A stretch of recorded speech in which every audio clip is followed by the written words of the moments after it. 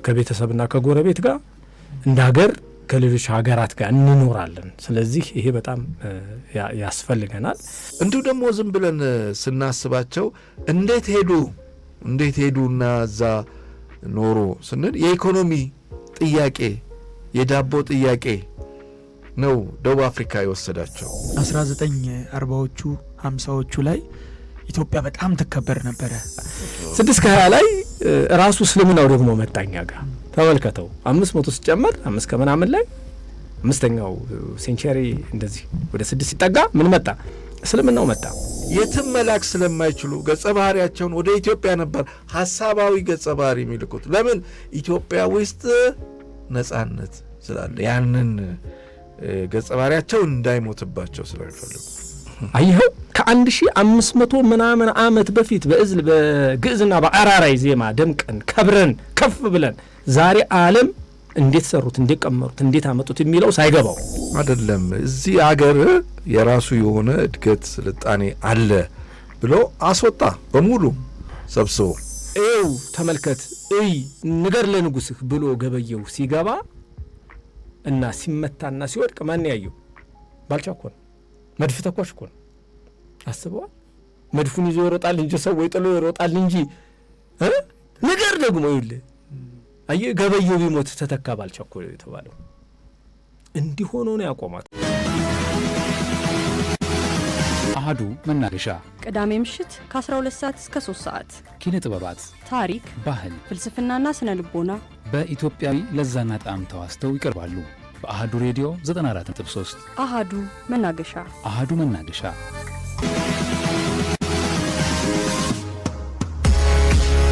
አሃዱ መናገሻ ከዚህ ሰዓት ጀምሮ እስከ ምሽቱ 3 ሰዓት ድረስ ከእናንተ ከውድ የአሃዱ ቤተሰቦች ጋር ቆይታ የሚያደርግበትን መሰናዶ አጠናቆ ስቱዲዮን ተረክቧል።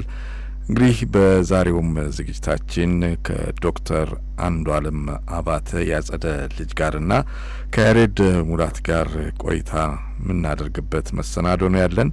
የዛሬው ዝግጅታችን ደግሞ ታሪክ ላይ፣ ማንነት ላይ፣ ኢትዮጵያዊነት ላይ የሚያተኩር ነው። ዶክተር አንዱዓለም አባተ በተለይ የታሪክ መጽሐፍትን በመድረስና የኢትዮጵያን ታላላቅ ነገስታትና እንደዚሁም በኢትዮጵያ ውስጥ ትልልቅ አስተዋጽኦ አድርገው ያለፉ ሰዎችን ታሪክም ስለሚጽፍ ከዛ አንጻር የኢትዮጵያን ታሪክ፣ ባህል፣ ወግ፣ እምነት የተመለከቱ በርካታ ጉዳዮችን እያነሳን ቆይታ የምናደርግበት መሰናዶ ነው የሚሆነው። ዶክተር አንዱዓለም አባተ ያጸደ ልጅ እና ያሬድ ሙላት ከኔ ጋር ናቸው ያሉት። እንግዲህ ዛሬ የምንወያይበት ርዕሰ ጉዳይ ሁለቱም ብዙ ስራ ከሰሩባቸው ነጥቦች አንዱ በኢትዮጵያ ታሪክ ላይ፣ በኢትዮጵያ ማንነት ላይ፣ በኢትዮጵያ ውጣ ውረድ ላይ የተመረኮዙ ጉዳዮችን በመጽሐፍት መልክ አዘጋጅተዋል፣ ለአንባቢ አድርሰዋል። በጣም ተነባቢ የሆኑ ስራዎችም ማለት ነው። ዶክተር አንዱዓለም ያው በመጽሐፎቹ ብቻ ሳይሆን ወደ መድረክም ደግሞ ታላላቅ ባለ ታሪኮችን ይዞ መጥቷል። እንደነ አጼ ዘርዓ ያዕቆብ አይነቶቹን መድረክ ላይ ይዞ መጥቷል። በጣም ጥልቅ የሆኑ በጣም ፍልስፍናዊ የሆኑ ታሪካዊ ዳራቸው ለሀገር ለወገን ከዛም አልፎ ደግሞ በብዙ መልኩ የሚነገርላቸውን ሰዎች ይዞ መጥቷል። ያሬድ ሙላትም እንደዚሁ በሁለት የኢትዮጵያ የጠኔ የድርቅና የረሃብ ጉዳዮች ላይ ጽፏል ሁለት መጽሐፍትንና አንዳንዴ ምን አለ ታሪክ ምንድነው አይበላ ይባላል፣ ታሪክ አይቆረጠም፣ ታሪክ ለሆነ ጉዳይ አገለግለን ምንድነው ታሪክ ብቻ ምዘረዝሩት ይሉኛል። እኔ እንግዲህ ወደ ታሪክም ስለማዘነብል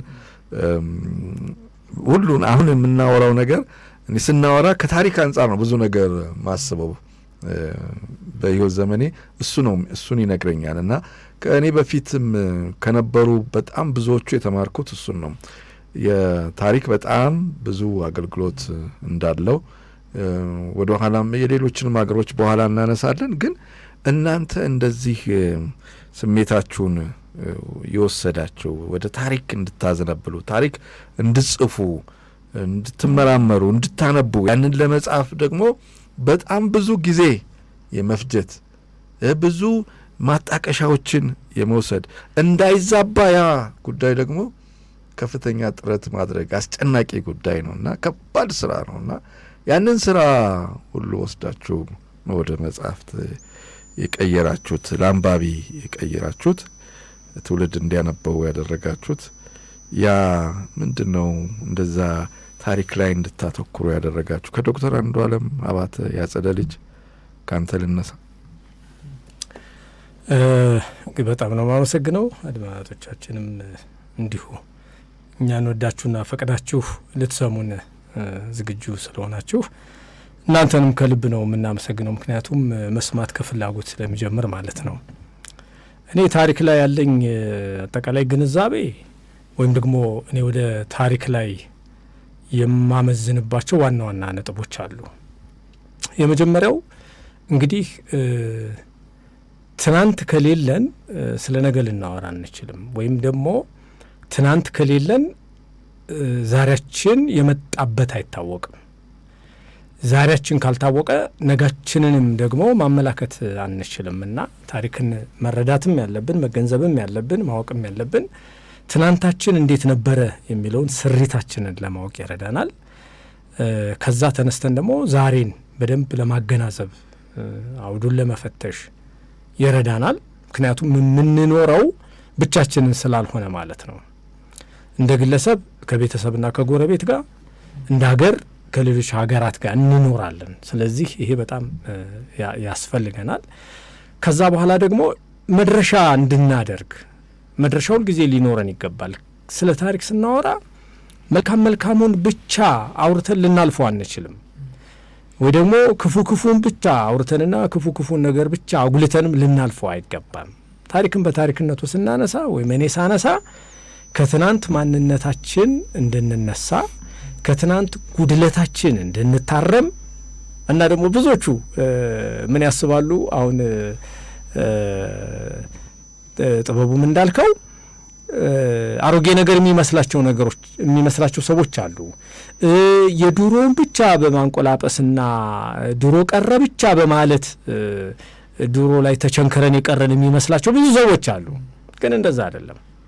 ዛሬህን የምታነጽርበት ነው ትናንትህ እና ነገህን የምትመለከትበት ነው ትናንትህ። ስለዚህ ታነጻጽራለህ ዘመንን ከዘመን ታሪክን ከታሪክ በታሪክ ውስጥ የመጡ አንጓ ጉዳዮች። እኔ ምን ደስ ይለኛል መሰላችሁ? ለምሳሌ የኢትዮጵያ ታሪክ በየ500 ዓመቱ ይቀየራል ብዬ ጻፍኩት አንድ ጽሁፍ አለ። በጣም ነው የምወደው። ለነገሩ የዓለምም ታሪክ ነው ጎላ አድርጌ ሳስበው ማለት ነው። እንደ ወደኛ እንምጣና በ00 በ34 ክርስትናን ኢትዮጵያ ተቀበለች። በ00 እንግዲህ ዘመን አብዛኛው ቆጥረው ከጌታ ልደት በኋላ ስለሆነ ማለት ነውና ጌታ በ33 ሄዶ በ34 ኢትዮጵያ ክርስትናን ተቀበለች። አስበው። ስለዚህ የክርስቲያናዊ አስተሳሰቡ በጣም መጣና አንድ ታሪክ ተቀየረ። እዚህ ላይ 500 ብትጨምሩበት የነብዩ መሐመድ ከ620 ምናምን ያው ሴንቸሪ ወደፊት ስለሚቆጠር አሁን 21ኛው ክፍለ ዘመን ነው እንላለን አይደል? ልክ እንደዛ 620 ላይ ራሱ እስልምናው ደግሞ መጣኛ ጋር ተመልከተው 500 ሲጨመር 5 ከምናምን ላይ 5ኛው ሴንቸሪ እንደዚህ ወደ 6 ሲጠጋ ምን መጣ? እስልምናው መጣ። ተመልከተው እንግዲህ ይሄ ትልቅ የታሪክ አንጓ ነው። ማጥናት አለብህ፣ ማወቅ አለብህ፣ መመርመር አለብህ ለዛሬ ስለሚጠቅም ማለት ነው። 500 ብትጨምርበት 1000 ነው የሚመጣው። ዝቅ ስትል የነ ንግስት ዮዲት ዘመን ነው የሚመጣው። እንግዲህ በዮዲት ዘመን 40 ዓመት ኢትዮጵያ የሆነችው ይታወቃል። በታሪክ ውስጥ በታሪክ አውድ ውስጥ ማንኛውም ቦታ ቆመን እንየው ጉዳዩ ሆኗል። እዚህኛውም ቆመን መመልከት ያስፈልገናል። ስለዚህ ከ980 ጀምሮ ያለውን አውድ ስትመለከተው በጣም ከባድ ነው። እዛው ላይ 10 ላይ ቆመህ ደግሞ ራመድ ስትል ይመጣል የነ ቅዱስ የመርሃነ ክርስቶስ የነ ቅዱስ ላሊበላ የነ ግብረ መስቀል ለአመት ዓመት ይመጣና የኢትዮጵያ ዳይናሚዝም ደግሞ ትመለከተዋለህ።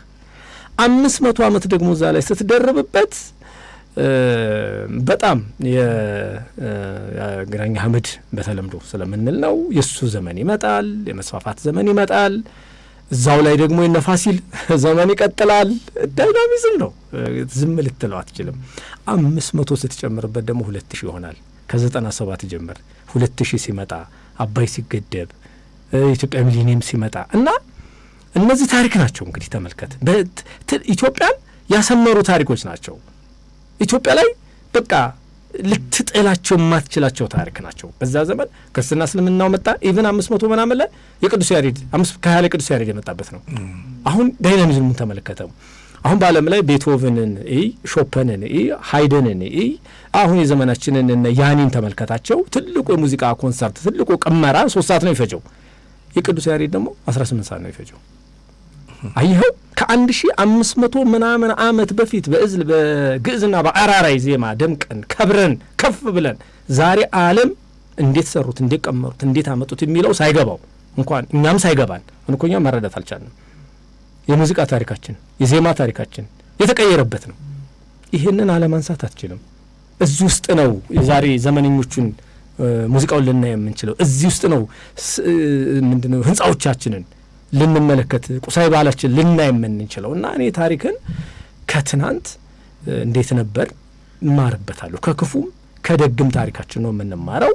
ዛሬ ደግሞ ክፉን በመተው ደጉን በማጉላት ደግሞ ለነጋችን ለልጆቻችን ለሚመጣው ዘመን ለዛ ጄኔሬሽን ደግሞ በጎ ነገርን ማመላከት አለብኝ ብዬ ነው እኔ ጻፍኳቸውም ስጽፍም ታሪክንም ሳነሳ ድሮ ላይ ተቸንክሮ ለመቅረትና የድሮ ብቻ ናፋቂ የድሮ ብቻ ዜማ ማቀነቅን ሳይሆን ነገን በደንብ አስመሬ አንዳንዴ የሚቆጩሃሉ። አየህ ኢትዮጵያዊነትን ሳለሳ ልቤን ሞልቼ የምናገርበት ነገር አለ። ለምሳሌ እንደ አጼ ፋሲል ልቤን ሞልቼ ነው የምናገረው።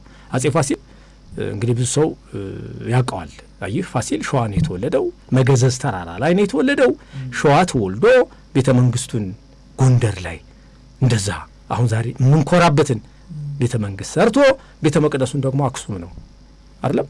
አሁን የዱራው የጥንቱ አክሱም ስትመለከትና እንዲህ ሽምን የሚል ኢትዮጵያዊነት እንዲመጣልህ የሚያደርግህ ታሪክ ነው። የሆነ መንደርህን ብቻ እንዳታስብ፣ የሆነ ሃይማኖትን ብቻ እንዳታስብ፣ የሆነ ዘርህን ብቻ እንዳታስብ የሚያደርግህና ሁሉአዊ ሊያደርግህ ወደሚችል የሚያመጣው እኔ ታሪክን ነው። ታሪክን በበጎነቱ በአስተማሪነቱ ስንወስደው ማለት ነው። ዶክተር አንዱዓለም አባተ ያጸደ ልጅ እንግዲህ የተለያዩ የታሪክ አውዶችን ታሪክ ለምን እንደሚስብና በተለይ በዚህ በየ550 ዓመቱ ኢንተርቫል ውስጥ የመጡ ታሪካዊ ውደቶችን ያሳየበት በጣም አስገራሚ ነው። እሱም አሁንም የአጼ ፋሲልንም የገለጽክበት እንግዲህ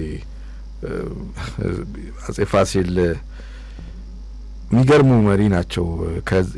ከዚህ ከጎንደር ላይ ከሰሩትና አክሱም ላይ ከሰሩትም በተጨማሪ በተለይ የኢትዮጵያዊ የሆነ ስልጣኔ አሁን እነሱ ክሎዝ ዶር ፖሊሲ የሚባለው ነው።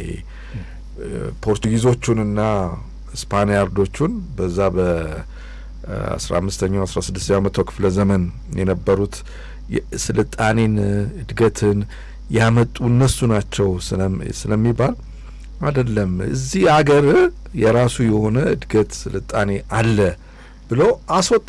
በሙሉ ሰብስቦ ካስወጣ በኋላ ኢትዮጵያዊ ሲቪላይዜሽን ስልጣኔ እንዳለ ድሮም እንዳለ ያሳየ እና በተግባር ያስመሰከረም ሰው ነውና ገና የፕሮፌሰር ሪቻርድ ፓንክረስት ባለቤት ወይዘሮ ሪታ ፓንክረስት አንዴ እንደዚሁ ኢንተርቪው ስናደርጋቸው ፋሲል ገና ያልተነገረለት በጣም የሚገርም የፍልስፍና እሳቸው እንደውም እንደ ፊሎሶፈር ነው ያዩትና ያመጣቸው ነገሮች በፍልስፍና መታየት አለባቸው። ኢትዮጵያዊ ሲቪላይዜሽን ብሎ ያመጣው ሁሉንም ካወጣ በኋላ ወደ 4 ፎቅ ያለውን በራሱ ልጆች በራሱ ኢትዮጵያውያን ማለት ነው የተለያዩ የኪነ ህንጻ ጠበብቶችን በማምጣት በማለት አብያተ ክርስቲያናትን በማነጽ ያስተሳሰብ ለውጥ የሚሊቴሪ የምናምን በማምጣት በራስ አለን ብሎ ያሳየ ነው ብለው የተናገሩት አለና እሱንም እንደው እግረ መንገዴን ስላስታወሰኝ ያሬድ ሙላት አንተስ ምንድነው ታሪክ ላይ እንዲህ ወይ ሙጥኝ ያልከው? ቻይናም ደግሞ አብዝተዋል መመላለስ ከዛ ያው እንደ እናንተ አይነት ታላላቅ ወንድሞችም ያገኘነው ምክር ቀላል አይደለም። ደግሞ የሚጠቅሙ መሬት ላይ የሚወርዱም ናቸው። ታሪክ የጥያቄው ያው ትውልዱ ይሄ የኢኮኖሚ ችግሩም ሲመጣ ስራውም ችግር ያ ሲሆን ከነገሮች ሁሉ በዳቦ ይመዘናሉና ያም ስለሆነ ነው እንጂ ታሪክ ከዳቦ ከመሆንም አልፎ ወይም ከዛ በላይ የማንነት ጉዳይ ነው። የአይደንቲቲ ጉዳይ ነው። ማንነት ነው። የአባቶቼ ያስቀመጡት ገድል ታሪክ የጥበቦች ብቃቶች ስኪሎች እነዛ ብልህ የሆኑ ያለፉባቸው ምዕራፎች እነዚህ ለኔ አሁን ማንነት ናቸው። አሁን ላይ መሬት ላይ ወርደው እኔን የምልልሴን የቀን ተቀን ኑሮዬን ውሳኔ የምሰጥበትን ሂደት የቃኙ ማንነቶቼ ሆነዋል። ብዙ ማሳያ አለ። አፍሪካ ውስጥ በርካታ ሀገራት ማየት ትችላለህ።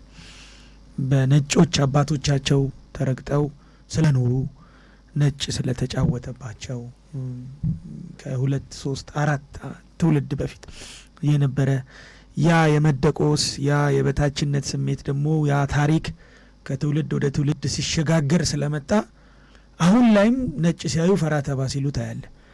ነጭ በብዛት ያለበት ካፌ ውስጥ አንገባም እስኪሉ ድረስ ሲጨናነቁ ታያለ። አፍሪካ ምድር ውስጥ ብቻ አይደለም፣ ነፃ ወጣ የሚባለው አውሮፓ ምድር ውስጥ አሜሪካ ምድር ውስጥ ጥቁር ወንድሞቻችን እንደዚህ አይነት ከባድ ስሜት ውስጥ ሲያልፉ ታያለህና ማንነት ነው። እኔስ ነጩም ጥቁሩም እኩል ነው የሚል አድዋ ላይ ሰውን እኩል ያደረገ ታሪክ ባለቤት ነኝ። ነጭ አፈንጉስ ያላቸው ነጭ ጓደኛ ያላቸው ንጉስ አጼ ቴዎድሮስ የእሳቸው የልጅ ልጅ ልጅ ልጅ ነኝ። ያ ደግሞ አሁን ላይ ኩሩ እንደሆን ባለኝ ነገር ከማንም ጋር ተወዳድሬ መኖር እንደምንችል ከማንም እንደማላንስ ይሄ ከባዱ ነገር ይሄ ነው። ዳቦ ከሚኖረኝ ገንዘብ በጣም ከሚተርፈኝ ይልቅ ይሄ ማንነት ነው ትልቁ ጉዳይና ይሄ አንዱ ማሳያ ነው። ከዚህም አልፎ ግን ታሪክ ደግሞ በደንብ የሚበላ የደረሰ ዳቦ ለሀገር ለትውልድ የሚያመጣ ነው። ይህም በብዙ መንገድ ማየት ትችላለህ። ለምሳሌ 1940ዎቹ 50ዎቹ ላይ ኢትዮጵያ በጣም ትከበር ነበረ። ትከበር ከነበረባቸው ወቅቶች ውስጥ አንዱ እሱ ነው። እውነተኛ የሆነ ድጋፍ እነ አሜሪካ እነ ስዊድን በጣም መደገፍ ይፈልጉ ነበር። ጄኒውን በሆነ ወይም ደግሞ ቅን በሆነ ልቦና ማለት ነው እንደ ሀገር። ለምን ሲባል ኢትዮጵያኖች የተለዩ ናቸው። የአድዋ ገድል ታሪክ አላቸው። ጀግኖች ናቸው። አእምሯቸው ብሩህ ነው። ኩሩ ናቸው። ኮንፊደንት ናቸው። በራስ የሚተማመኑ ናቸው የሚል ታሪክ ከዛ ቀደም የነበረው ትውልድ ወደ ዓለም ስላንጸባረቀ ያ ብዙ ድጋፉ ደግሞ እንደው የሂውማኒቴሪያን እንደሚባለው ወይንም ደግሞ አይደለም የጄኒውን የሆነ በንጹህ ልቦና የሚደረግ የመከባበር ውስጡ ያለበት ድጋፍ ለኢትዮጵያ ሲመጣ ታያለ። አሁንም ታያለ። ዳቦ ይሆናል እንጂ ታሪክ በየቦታው ያለው የኢትዮጵያ ቅርስ ፍለጋ እኮ ነው የሁሉ ነጭ የሚመጣው። ያ ደግሞ በየሆቴሉ በየሰርቪሱ የሚያሳድገው ነገር ግብጾቹም ታያለ። የዛሬ 3000 ዓመት በፊት የነበራቸው ታሪክ እስካሁን ድረስ በአመት ምን ያህል ቢሊዮን ዶላር በየአመቱ ያመጣላቸዋል። ይህንን ስታይ ታሪክ ዳቦም ይሆናል። ደግሞ ቅድም ዶክተርም እንደጠቀሰው ውስጡ ብዙ ጥበቦች አሉት። አሁን ለአሁኑ ትውልድ ቀጥታም የምትጠቀማቸው ጥበቦች አሉት። ተመረህባቸውም ከአውዱ ጋር አሁን ካለው አውድ ጋር ደግሞ ቃኝታቸውም የምትጠቀማቸው በጣም ጥልቅ የሆኑ ጥበቦችም አሉ በአባቶቻችን ታሪክ ውስጥ። ስለዚህ ታሪክ ማንነትም ነው ደግሞ ዳቦም ይሆናል። በጣም ነው አመሰግነው። ያሬድ ሙላትን ነበረ። ውድ ያዱ ቤተሰቦች ያዳመጣችሁት ታሪክ ዳቦም ይሆናል ያልከውን አባባል በጣም ወስጄዋለሁ። እውነት ነው።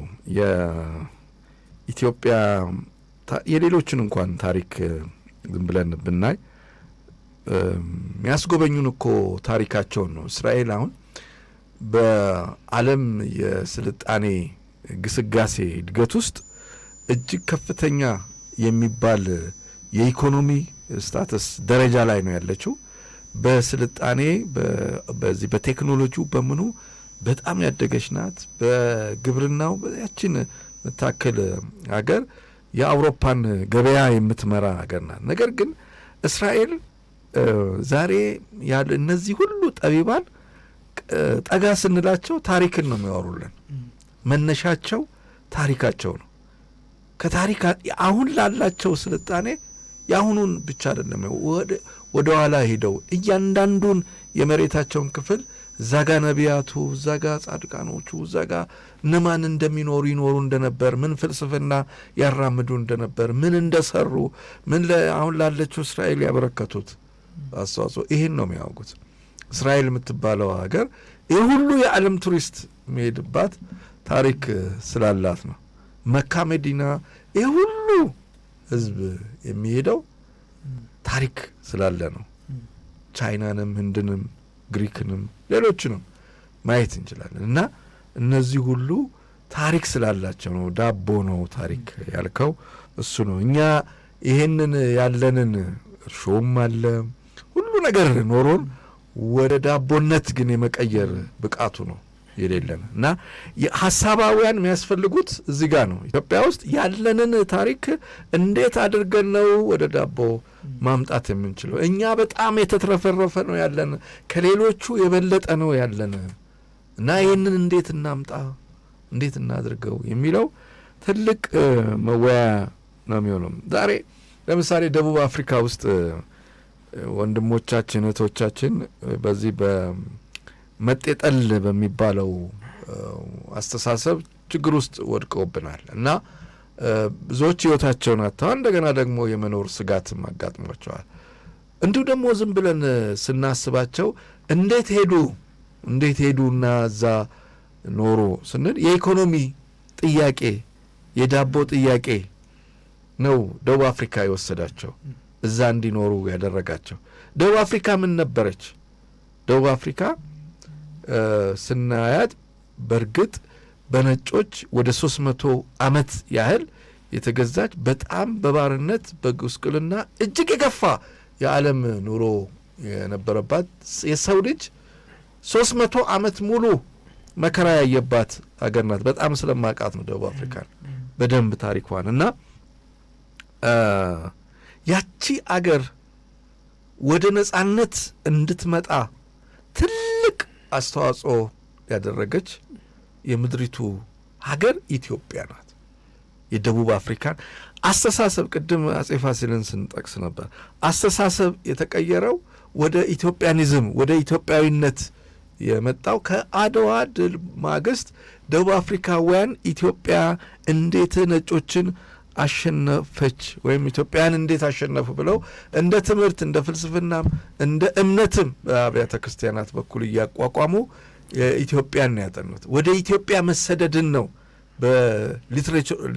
በሊትሬቸራቸው ወይም ስነ ጽሁፎቻቸው ይሄ ናሬቲቮቻቸው ትረኮቻቸው በሙሉ ወደ ኢትዮጵያ መሰደድ ነጮች የሚይዙት ገጸ ባህሪ ሁልጊዜ ይሞታል። ወደ ናይጄሪያ ቢያሰድዱት ናይጄሪያ ውስጥ ይያዛል። ምክንያቱም እንግሊዝ በቅኝ ግዛት ስለምትገዛቸው። ኡጋንዳ ቢልኩት ኡጋንዳ እንግሊዝ አለ። ኬንያ ቢልኩት ኬንያ እንግሊዝ አለ። ፈረንሳይ ቢልኩ ማነው ጅቡቲ ቢልኩት ፈረንሳይ አለ። ካሜሩን ቢልኩት ፈረንሳይ አለ፣ ጀርመን አለ።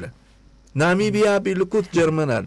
የትም መላክ ስለማይችሉ ገጸ ባህሪያቸውን ወደ ኢትዮጵያ ነበር ሀሳባዊ ገጸ ባህሪ የሚልኩት። ለምን? ኢትዮጵያ ውስጥ ነጻነት ስላለ ያንን ገጸ ባህሪያቸው እንዳይሞትባቸው ስለሚፈልጉ ይሄን ናሬቲቭ ነው አሳድገው በኋላ ጭራሽ የኤንሲው የአፍሪካን ናሽናል ኮንግረሱ ፕሬዚደንት መሪያቸው ኔልሰን ማንዴላ ወደ ኢትዮጵያ ከመምጣትም ባለፈ በኢትዮጵያ ፓስፖርት ዓለም ላይ እንዲንቀሳቀሱ የተደረገው እዚህ ከመማራቸው ውጪ ኢትዮጵያዊ ዜግነት ተሰጥቷቸው ያችን ሀገር ነጻ ለማውጣት በተከፈለው መስዋዕትነት የታሰሩትም በኢትዮጵያ ጉዳይ ነው። ሐሰተኛ ፓስፖርት በመያዛቸው ኢትዮጵያ መጥተው በመማራቸው እንደዚሁም ደግሞ መሳሪያ አፄ ኃይለ ሥላሴ ስላስታጠቋቸው በእነዚህ በሶስቱ ክሶች ነው 27 ዓመት ታስረው የወጡት። 27 ዓመት ታስረው ሲወጡ ዜግነታቸው ኢትዮጵያዊ ነበር።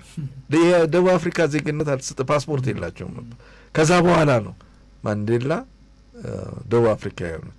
ስለዚህ እንዲህ አይነት አገር ኢትዮጵያ ለደቡብ አፍሪካ ነጻነት ታግላለች። እነ ክቡር አቶ ይድነቃቸው ተሰማ በአፍሪካ ፉትቦል ፌዴሬሽን ውስጥ ደቡብ አፍሪካ እንዳትሳተፍ ጥረት አድርገው ለምን የአፓርታይድ ስርዓት ስለነበር የዘር መድሎ ስለነበር ጥቁሮች ነጻ እንዲወጡ ለማድረግ ነው የታገሉት። እንደገና በፊፋ ላይ አፍሪካን ወክለው ከአፍሪካ እንዳይሄዱ ደቡብ አፍሪካን በማድረግ ረገድ ኢትዮጵያ ከፍተኛ ዋጋ ከፍላለች ለደቡብ አፍሪካ ነጻነት። ከዛ ውጪ እነ ፕሬዚደንት መንግስቱ ኃይለማርያም ፓስፖርት ሲሰጡ ኤክሰፕት ሳውዝ አፍሪካ ይላል የኢትዮጵያ ፓስፖርት ላይ ለኢትዮጵያውያን ፓስፖርት ሲሰጥ ከደቡብ አፍሪካ በስተቀር የትም አገር መሄድ ይችላሉ ተብሎ ነበር የሚሰጠው። ለምን?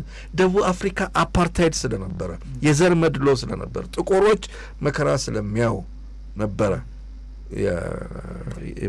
ፕሬዚዳንት መንግስቱ ኃይለማርያም እንደዛ አይነት ፓስፖርት ይሰጡ የነበሩት ለኢትዮጵያ።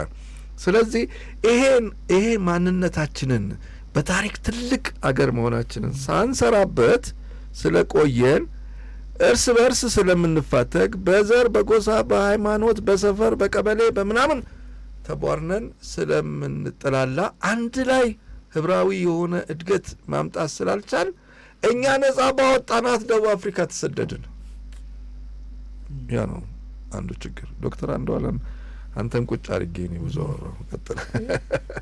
እኮ ልብ የሚነካ ነገር እኮ ነው። ምን መሰለህ አሁን በጣም ልብ የሚነካ ነገር ነው። አሁን ስለ ነጻነታችንና ስለ ስደቱ ስታወራ ዛሬ የተጀመረ አይደለም። አየህ ገና ቅድም ወደ አነሳ ነው ወደ መጀመሪያው አመታት ስትመጣ ራሱ ነቢዩ መሐመድ ተከታዮቻቸውን ሲልኩ አየህ የፍትህ ሀገር የነጻነት ሀገር አለ ተው እንዴት ወልኖን እንደሆነ የምትመለከተው እኮ እንደዛ ነው። ወደዛ ሂዱ፣ ህግ አለ፣ ስርዓት አለ፣ ደንብ አለ። አየህ እዛ ሂዱ፣ እዛ ይቀበሏቸዋል። ከዛ ነው እንግዲህ የሚመጣው ይህ የታሪክ ማንነት የሚመጣው። ግን እንዳለመታደል ሆኖ እንግዲህ ሁልጊዜ መልካም ነገር ባለበት ነው አይደለ ክፉ ነገር የሚበዛው። እና ሁሌ ኢትዮጵያ ሁሌ ውጊያ አላት፣ ሁሌ ትግል አላት። ግን ቅድም እንዳልኩ ነው ከውድቀቷ ከሽንፈቷ እና መሬት ከተንበረከከች በኋላ ነው በታላቅ ክብር የምትነሳው። የሚገርም ነገር ይሄ ደግሞ ከውጭ ሳይሆን ከውስጥ ነው። ቅድም ለማንሳት እንደሞከርኩት ለምሳሌ የአክሱማውያን ከፍታ መጣና አጼ ካሌብ ጋር ሲደርስ አጼ ካሌብ ወደ ናግራን ይሄድ ነበረ፣ ወደ የመን እንግዲህ በዛ ሰዓት በእኛ ነበር የሚተዳደረውና ወደ የመን ሲሄድ ያው ጸሎት ያደርግና አክሱም ነው የሚጸልየው። አክሱም ጽዮን ሄዶ ጸሎት አድርጎ ይህን ውጊያ አሸንፌ ከመጣው ንግስናውን አልፈልገውም፣ ስልጣኑን አልፈልገውም አይገርምም ብሎ ሄደ፣ ተዋጋ፣ እድል ከሱ ጋር ሆነች። በዘመኑ እሱ አሸነፈ። ከዛ በኋላ ሲመጣ ምንድነው ያደረገው? ለልጁ ለገብረ መስቀል ሰጥቶ ነው አባ ጰንጠሌዎን ገዳም የገባው። በነገራችን ላይ አጼ ካሌብ ደግሞ ብዙ ገዳማዊ ነው፣ ብዙ ዋሻዎች ሰርቷል። በነገራችን ላይ ያን የሚያክል ጀግና አስበው እንግዲህ። ከዛ ሳትለኝም አሁን ወደ 10ኛው ምናምን ላይ ስትመጣ እንግዲህ የንግስት ዮዲት ዘመን ሲመጣ 40 ዓመት ነው በነገራችን ላይ ንግስት ዮዲት የገዛችው። በጣም ከፍተኛ ሜስ ነው የተፈጠረው። እንግዲህ በአንድም ይሁን በሌላ መልኩ የኢትዮጵያ ትልልቅ የሚባሉ አሻራዎች ተጎድተዋል በአንድም ይሁን በሌላ መልኩ ማለት ነው። እንግዲህ የጦርነት ሁልጊዜ ቅቤ እየቀባ የምትሄደው አይደለም። ጦርነት ነፍስ እያጠፋ የምትሄድበት ነው። ትውልድህን ያመነመንክ እየገደልክ የምትሄድ ደም እያፈሰስክ የምትሄድበት ነው። እና ጦርነት ምን ጊዜም ይኸው ነው፣ እልቂት ነው፣ ጥፋት ነው በአንድም ይሁን በሌላ መልኩ። እና ጥፋቱ ደግሞ የሚያምህ እየቆየ ነው። አሁን ድንገት እዛ ውስጥ ስትኖር ሙቀቱ ስትኖር ያንን አታየውም። እና ለመነሳት በጣም አስቸግሯታል ኢትዮጵያ። ከዛ በኋላ ብዙ ትልልቅ ነገሮች ነው የጠፋ። አሁን አቶ ትራምፕ አንድ ታሪክ ነገ ሰሞኑን ይደመሰሳል ሲሉ አስደነግጠሃል እኮ። በሆነ ሰው ንግግር ውስጥ በሱ ውስጥ ኃይል አለ፣ በሱ ውስጥ አቅም አለ፣ በሱ ውስጥ ጠመንጃ አለ፣ በሱ ውስጥ ኒኩሌር አለ እና እንደ ግለሰብ አታየውም፣ እንደ ሀገር ነው የምታየው። እና በቃ ከምድራችን አንድ ታሪክ ይደመሰሳል። የጦርነት እንደዛ አይነት ነገር አስደንጋጭ ነገር አለው እና ያ ዘመን እንደዛ ጎርቶን አለፈና እነ ይምራነ ክርስቶስ እነ እንደዚህ ሲመጡ ደግሞ የነበረውን ዳይናሚዝም ዛሬ ለምንድን ነው አክሱም እንዴት ቆመ የሚለውን ዓለም በቃ የዛሬው ስልጣኔ ይሄንን መገመት አቃተው። ማወቅ እኮ አይደለም መገመት አቃተው። እንዴት ቆመ? ከየትስ ድንጋው መጣ? አሁን እንዲህ አካባቢ ምናምን ከማለት ውጪ እንዲህ ሊሆን ይችላል ብሎ ከመተንበይ ውጪ እንዴት ቆመ የሚለውን እንዴት ተገኘ የሚለውን ማለት ይሄ ነው ማለት አልተቻለም። አየህ ግን የኛ ነው ስትሻገር። አሁንም ቅዱስ ላሊበላ ላይ ስትመጣ ብዙ ጊዜ እንዳወራሁት እኔ ሰው እድል ያለው ሰው እድል ያገኘ ሰው ማንም ይሁን ሃይማኖቱ አይደለም ጉዳይ እንደ ሰው ግን ላሊበላ ሄዶ 3 ወር ስልክ ሳያወራ 3 ወር ሌላ ነገር ምንም ሳያናጥበው የሚያየው እንዲገባው 3 ወር መቀመጥ አለበት። የሚያየው ኖረው እኮ አልገባቸውም። እዛው ኖረው ተወልደው አድገው ኖረው እኮ አልገባቸውም። የሚገርምህ አለቱ ላይ የተጻፈው እንዲገባህ ያ የረቀቀ ምስጢር እንዲገባህ 3 ወር እንኳን በጽሞና ብትቀመጥ ትንሽ ነገር ነው ልትረዳ የምትችለው። ያንን የፒራሚዲካል ኮንሰፕት ያንን ከሰማይ ከዋክብት ጋር ማናበብ ያ እውቀት እንዴት መጣ? በቃ እንክደውም ተሰርቷል። የፈለገው ክርክር የፈለገው ጭቅጭቅ ይምጣ። ሰሞኑንም ደግሞ እናንተ አይደላችሁ ምናምን የሚል ክርክር መጥቷል። ይምጣ፣ ምንም ይምጣ፣ ግን አለን በቃ አሁን ሊቆጨን የሚገባው አይ ከዚህ ትንሣኤ በኋላ ደግሞ ምን መጣ? እርስ በርስ በቃ ከአምደ ጽዮን ይጀምራል አይደለም? አይተዋል። እልቂት ነው። ነዘራ ያዕቆብ ዘመን ስትመለከት እልቂት ነው። እንዲህ እያለ ይቀጥላል። 13ኛው ክፍለ ዘመን እልቂት ነው፣ ይቀጥላል። እና አይ ጎዳት አገሪቷን። የውጭ እኮ አይደለም። ይኸውልህ ለምሳሌ ግብጽ 17 ጊዜ ሞከራ፣ አንድም ቀን ግብጽ ኢትዮጵያን አሸንፋ አታውቅም። 17 ጊዜ ተዋግቶ ሰው አያሸንፍም። የምሬን ነው የምልህ። ይሄ ብቻ እኮ ቀና አድርጎ ያስኬድሃል አይደለም እንዴ? የነበረን ፍቅር እኔ ቆጨኛል። አጼ ዮሐንስ አንድ ግጥም አለኝ ታውቃለህ? እንደው በጣም ነው የምወደው። ዮሐንስ መውደድሽ የሚል ግጥም አለኝ። አጼ ዮሐንስ ከሰሜን የመጣው የጎንደርንም ባለማበስ ነው መተማ አንገቱ የቀረው። ተመልከት እንዲህ አይነት ፍቅር አየሁ። ከዛ ተንደርድረህ ንጉሥ ስትባል ወታደሩ አዝማች ስትባል ዘማች እንዴት ትሆናለህ? እንዲህ ነው እኮ የቀረብን አጼ ዮሐንስ። እና እነዚህ ውስጥም አልፎ አልፎ የሚመጡ ደግሞ የውጭ እንትኖች ምን አደረጉን? እያደቀቁን ሄዱና ወደ እኛ ዘመን ስናመጣው ደግሞ ይሄንን የጋራ ታሪክ ይሄ ሰዎች የሞቱለትን ያለፉለትን ስጋ ደም ሕይወት የገበሩለትን ታሪክ እየቆረስን ለመንደር እየቆረስን ለሆነ ጎጥ መስጠት ጀመረን። አየህ እነሱ የሞቱት ለማን ነው ታስታውሳለህ? ሰው ልጅ። አዎ አየህ ምንድን ነው አንተ ግጥም ነበረኝ ርዕሱን ባስታውሰው የትኛው ነው ሀገር የሚል ጀግኖች የአፈር መስኮት ከፍተው ቀና ብለው ቢያዩ የኢትዮጵያዊነት አልተለየም ሙሉ ድንበሩ ምናምን የሚል ግጥም አለኝ። እና የቱ ነው አሁን ብድግ ቢሉ ሀገር የሚሉት? አየህ በየጊዜው በውስጥ በምናነሳቸው አለመስማማት በዚህ ታሪክ ውስጥ እንድንጎዳ ሆነን ከዛ በላይ ደግሞ የጎዳን ሁሌ እንደምለው ስቴቱ ፈረሰ፣ ኔሽኑ ነው አሁን ያለው። አየህ ብድግ ትልና እንትና እኮ ትግሬ ነው፣ እንትና እኮ ኦሮሞ ነው፣ እንትና እኮ አማራ ነው ትላለህ። እሱ እኮ እንደዛ አይደለም የሞተው። እንደዛ እኮ አድዋ ላይ ገበየሁን ያክል ጀግና ተፈቷል እኮ። ጦር እኮ ችግር ደረሰበት፣ እሱ እኮ ገባ። አየህ ልክ ሲገባ ኤው ተመልከት ንገር ለንጉስህ ብሎ ገበየው ሲገባ እና ሲመታና ሲወድቅ ማን ያየው? ባልቻ እኮ ነው። መድፍ ተኳሽ እኮ ነው። አስበዋል።